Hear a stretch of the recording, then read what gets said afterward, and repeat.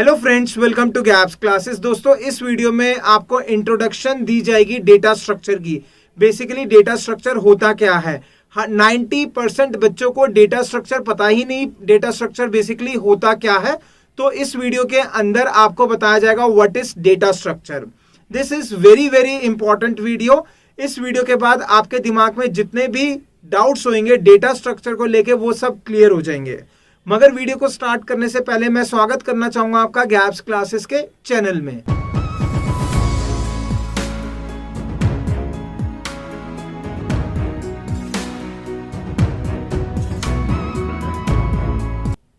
तो आइए दोस्तों स्टार्ट करते हैं डेटा स्ट्रक्चर की इंट्रोडक्शन के साथ। डेटा स्ट्रक्चर है क्या?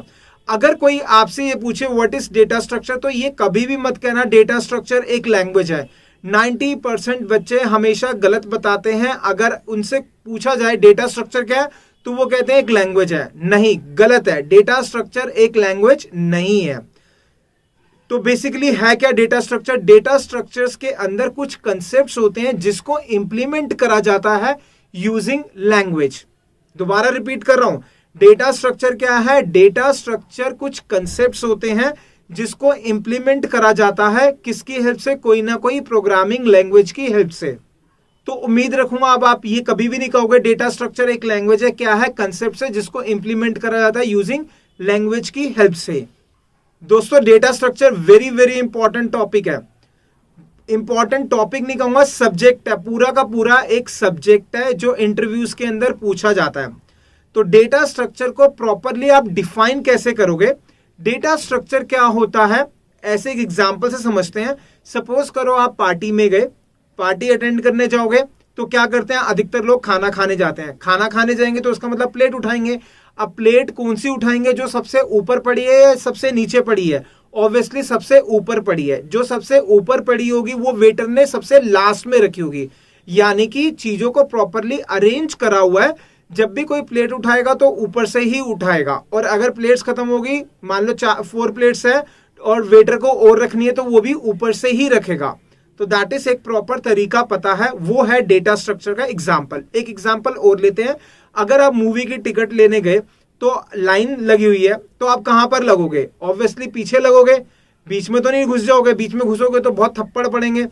तो इसका मतलब ये हुआ, अगर चीजों को प्रॉपरली अरेंज करा होता है तो उसको मैनेज करना, या मैनेज करा होता तो उसको हैंडल करना इजी हो जाता है। अगर लाइन लगी होगी तो जो टिकट दे रहा होगा उसके लिए इजी होगा टिकट देना, और ये भी पता होगा किसकी बारी कब है, किसको कब टिकट दी जाएगी। That is a data structure. तो अगर डेफिनेशन पूछी जाए डेटा स्ट्रक्चर क्या होता है तो क्या कहोगे?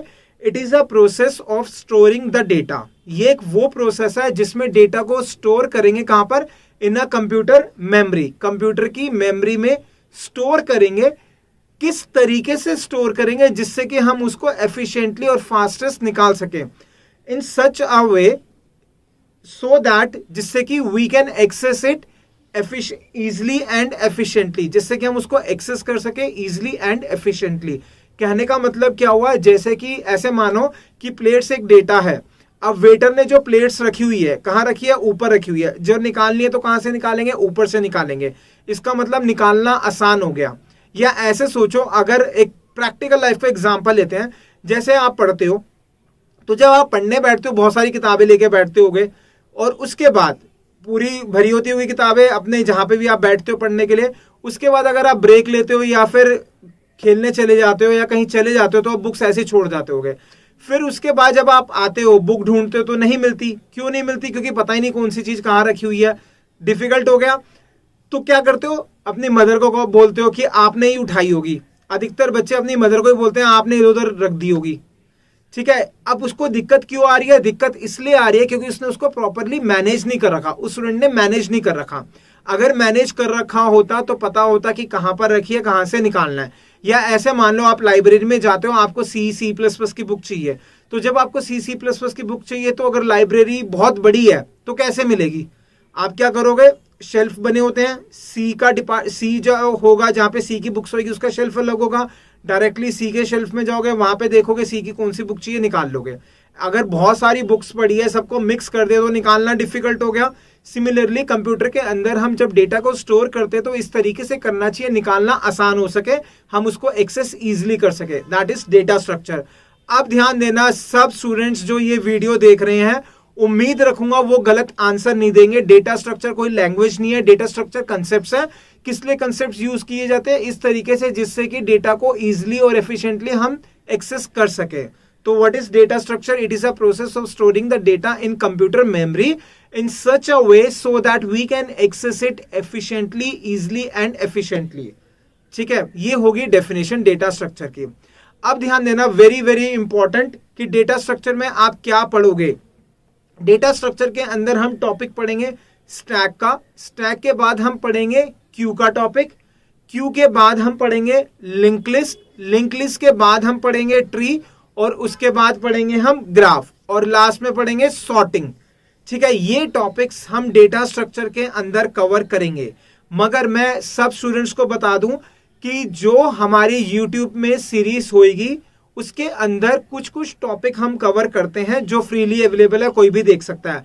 अगर आपको पूरा का पूरा डेटा स्ट्रक्चर सही से करना है तो उसके लिए आपको हमारे प्रीमियम कोर्स के लिए एनरोल करना होगा। और अगर आपको प्रीमियम कोर्स के लिए एनरोल करना है, नंबर हमारा फ्लैश करता है, कॉल करके व्हाट्सएप करके इंफॉर्मेशन ले सकते हो। ठीक है, तो ये चीजें हैं जो डेटा स्ट्रक्चर में अधिकतर पढ़ाई जाती है। अब ध्यान देना, क्या डेटा स्ट्रक्चर हर कोई बच्चा कर सकता है? हर कोई बच्चा नहीं कर सकता, सिर्फ वही स्टूडेंट कर सकता है जिसको कुछ प्रोग्रामिंग लैंग्वेज के बारे में पता हो। यानी कि जैसा मैंने आपको बताया, डेटा स्ट्रक्चर हम इंप्लीमेंट करेंगे यूजिंग कोई प्रोग्रामिंग लैंग्वेज। या तो आपको सी आनी चाहिए, अगर सी नहीं आती तो C++ आनी चाहिए, या फिर जावा आनी चाहिए, या फिर पाइथन आनी चाहिए। ठीक है, C++, जावा, पाइथन, इन चार में से कोई भी अगर आपको लैंग्वेज आती होगी, कोई भी एक लैंग्वेज आनी चाहिए, तो आप डेटा स्ट्रक्चर सीख सकते हो। अगर आपको कोई ये कहता है कि आपको कोई लैंग्वेज नहीं आती तब भी आप डेटा स्ट्रक्चर सीख सकते हो, तो वो गलत कह रहा है। वो सिर्फ एल्गो सिखाएगा, प्रोग्राम्स लिखना प्रॉपर नहीं सिखाएगा। तो आपको ये लैंग्वेजेस आनी चाहिए। वैसे तो इसके अलावा डिफरेंट लैंग्वेजेस में भी इंप्लीमेंट कर सकते हो। जैसा मैंने आपको कहा, डेटा स्ट्रक्चर कंसेप्ट्स है, इसका मतलब कंसेप्ट को इंप्लीमेंट सी से कर सकते हो, C++, जावा से भी, पाइथन से भी, PHP से भी कर सकते हो, जावास्क्रिप्ट से भी कर सकते हो। ऐसे और भी बहुत सारी लैंग्वेजेस है जिससे कंसेप्ट्स को आप इंप्लीमेंट कर सकते हो। मगर ज्यादातर यही इन चार में से कोई ना कोई एक लैंग्वेज से ही सिखाई जाती है। तो ये अब आप क्रॉस चेक कर लेना कि आपको किस लैंग्वेज से डेटा स्ट्रक्चर सीखना है। लेकिन जिस भी लैंग्वेज से सीखना होगा तो आपको वो लैंग्वेज आनी चाहिए। अब जो भी लैंग्वेज आपने मान लो C कर लिया, C++ कर लिया, इनमें से कोई भी कर रखी है, तो उसके लिए भी कुछ प्री रिक्विजिट है, कौन कौन से कंसेप्ट सही से आने चाहिए। मेरे पास ना काफी सारे स्टूडेंट्स का कॉल आता है, कहता है C भी आता है, C++ भी आता है, मतलब जो जो लैंग्वेजेस है उनको आती है। लेकिन जब मैं कुछ कंसेप्ट पूछता हूं तो वो कहते हैं बच्चे ये तो नहीं आता, इसके बारे में तो नहीं पता। तो दोस्तों मैं कंसेप्ट बता रहा हूं। अगर आपने कोई भी प्रोग्रामिंग लैंग्वेज कर रखी है, डेटा स्ट्रक्चर्स करने के लिए कौन कौन से टॉपिक पे कमांड होनी चाहिए। फर्स्ट, नंबर 1 इज आपको इफ एल्स के बारे में पता होना चाहिए। नंबर 2 इज आपको लूप्स के बारे में पता होना चाहिए कि लूप्स क्या होता है, लूप्स की कोडिंग आनी चाहिए। नंबर 3 दैट इज फंक्शंस के बारे में पता होना चाहिए। नंबर 4 पॉइंटर्स पता होना चाहिए। अब कुछ स्टूडेंट्स को जावा आता होगा तो उन्होंने कभी भी पॉइंटर का कंसेप्ट नहीं पढ़ा होगा, या फिर किसी को पाइथन आता होगा तो उसने भी कंसेप्ट नहीं पढ़ा होगा पॉइंटर्स का। कुछ कंसेप्ट्स ऐसे होते हैं जो सारी लैंग्वेजेस में होते हैं, कुछ ऐसे होते हैं जो सारी लैंग्वेजेस में नहीं होते, वो मैं भी डिस्कस करूंगा। और साथ में क्या आना चाहिए, आपको एरेस का कंसेप्ट आना चाहिए, क्योंकि जैसे मैंने कहा डेटा स्ट्रक्चर में हम सॉर्टिंग पढ़ेंगे तो वहां पे पूरा एरे यूज होगा। और या फिर लिस्ट का कंसेप्ट आना चाहिए, लिस्ट नहीं तो टपल्स आना चाहिए। And the last one is structures आना चाहिए या फिर क्लासेस आना चाहिए। अब इसमें जो स्टार्टिंग के 3 कंसेप्ट है that is if else, loops and functions, ये तीनों कंसेप्ट्स तो हर लैंग्वेज में कॉमन है, हर लैंग्वेज में कॉमन है। लेकिन जो पॉइंटर्स का कंसेप्ट है, पॉइंटर्स का कंसेप्ट सिर्फ और सिर्फ सी लैंग्वेज में है या फिर C++ में है। तो अगर आप डेटा स्ट्रक्चर सीख रहे हो यूजिंग C और C++, तो आपको पॉइंटर्स का कंसेप्ट आना चाहिए। जावा में पॉइंटर्स का कंसेप्ट नहीं होता, पाइथन में नहीं होता। तो इसलिए मैंने क्या कहा, अगर सी सी प्लस प्लस सीख रहे हो, क्योंकि उसके अंदर पॉइंटर्स का कंसेप्ट होता है, तो आपको आना चाहिए। नेक्स्ट इज स्ट्रक्चर्स का कंसेप्ट। स्ट्रक्चर का कंसेप्ट जो होता है वो सिर्फ सी और सी प्लस प्लस में होता है, यानी कि आपको सी या फिर सी प्लस प्लस आना चाहिए। अगर आप सी प्लस प्लस से कर रहे हो तो आपको स्ट्रक्चर्स आना चाहिए। उसके बाद है क्लासेस। क्लासेस का कंसेप्ट होता है, सी में नहीं होता, किस में होता है, सी प्लस प्लस में होता है, जावा में होता है। तो अगर आप कोडिंग सीख रहे हो, किसके थ्रू सीख रहे हो, सी प्लस प्लस और जावा के थ्रू, कौन सा, डेटा स्ट्रक्चर, तो आपको क्लासेस का कंसेप्ट आना चाहिए। वैसे तो पाइथन के अंदर भी होता है क्लासेस का कंसेप्ट, अगर आपको नहीं भी आता होगा पाइथन में तो भी चलेगा, लेकिन सी प्लस प्लस और जावा के हिसाब से करोगे तो आना चाहिए। वैसे तो सी प्लस प्लस के बिना भी चल जाएगा, ठीक है। Next is array. एरे का कंसेप्ट होता है, सी में होता है, सी प्लस प्लस में होता है, और किस में होता है, जावा में होता है। तो ध्यान दो, जो मैं लिख रहा हूं ना, सी सी प्लस प्लस जावा, इसका मतलब अगर आप इन तीन में से किसी लैंग्वेज में कर रहे हो तो आपको एरेस आना चाहिए। अब लास्ट है हमारा टपल्स और लिस्ट। ये सिर्फ कंसेप्ट होता है किसके अंदर, पाइथन के अंदर। अगर आप पाइथन से सीख रहे हो तो आपको लिस्ट और टपल्स का कंसेप्ट आना चाहिए। शुरू के तीन concept, that is if else, loops and functions, her language में होते हैं, वो आपको हर लैंग्वेज में आने चाहिए। उसके अलावा जो मैंने लिख दिए नीचे, पॉइंटर्स हो गया, स्ट्रक्चर्स हो गया, और क्लासेस एंड ऑब्जेक्ट क्लासेस हो गया, एरेस हो गया, लिस्ट और टपल्स हो गया। तो उसके आगे लिख दिया कि कौन कौन सी लैंग्वेजेस में ये कंसेप्ट्स होते हैं। अगर डेटा स्ट्रक्चर सीख रहे हो तो ये कंसेप्ट्स आपको आने चाहिए। किस लैंग्वेज में सीख रहे हो वो आपके ऊपर डिपेंड करता है। तो दोस्तों उम्मीद रखूंगा आपका डाउट क्लियर हो गया होगा कि इंट्रोडक्शन क्या होता है डेटा स्ट्रक्चर का। डेटा स्ट्रक्चर को इंप्लीमेंट करने के लिए कौन सी लैंग्वेज आपको आनी चाहिए, कौन कौन से कंसेप्ट्स आपको पहले ऑलरेडी पता होने चाहिए, और डेटा स्ट्रक्चर्स में आप क्या पढ़ोगे। तो सबसे पहले टॉपिक आता है स्टैक का। तो सबसे पहले हमें देखना है स्टैक क्या होता है। मगर मैं दोबारा से रिपीट कर दूं, अगर आपको गैप्स क्लासेस के प्रीमियम कोर्स के लिए एनरोल करना है, नंबर फ्लैश करता है, कॉल करके व्हाट्सएप करके इंफॉर्मेशन ले सकते हो।